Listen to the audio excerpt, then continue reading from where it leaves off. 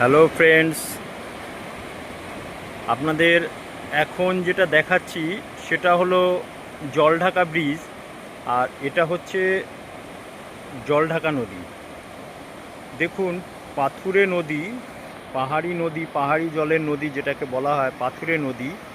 জল খুব কম, কিন্তু জলের স্রোতটা একবার দেখুন, জলের টান যাকে বলে, এবং রিয়েল সাউন্ড আপনারা নিজেরাই শুনতে পাচ্ছেন যে কি শব্দ, জলের যে শব্দ।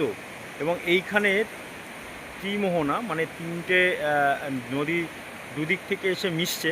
এই দিক থেকে এসে এখানে এসে এই যে মিশছে, দুদিকের নদী এসে এখানে মিশছে, মাঝখানে ওটা একটা দ্বীপ। আর দূরে যেটা দেখতে পাচ্ছেন ওটা হচ্ছে পাহাড়।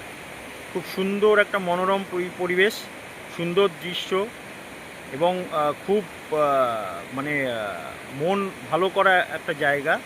আর এই নদীর ঠিক জাস্ট ওপারে এই যেটা দেখতে পাচ্ছেন এটা হচ্ছে গরুমারা ফরেস্ট। এই গরুমারা ফরেস্টে আগের দিন আমরা হাতি দেখলাম, মানে হাতি রোডে উঠছিল, এরকম জায়গা থেকে দেখেছি।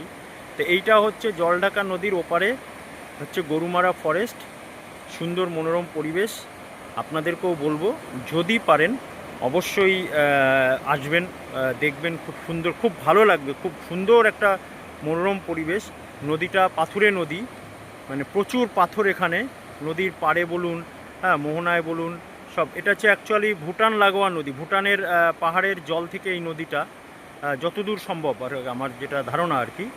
তো এদিকে চলে গেছে চামুরচি, আর এই বাদিকটা হচ্ছে বানারহাট বা নাগরাকাটা, আর সোজা চলে গেছে শিলিগুড়ি। এটা সংযোগস্থল এটা, এবং সুন্দর একটা নদী, সুন্দর একটা পরিবেশ। তো এটা আপনাদের না দেখিয়ে থাকতে পারলাম না, যেহেতু এরকম এত সুন্দর পরিবেশ পেয়েছি, তাই আপনাদেরকে শেয়ার করলাম। অবশ্যই ভালো লাগলে এটা একবার নয় বারবার দেখবেন, তাতে দেখবেন মনটা আপনাদের ভালো থাকবে। থ্যাংক ইউ, ধন্যবাদ, টাটা।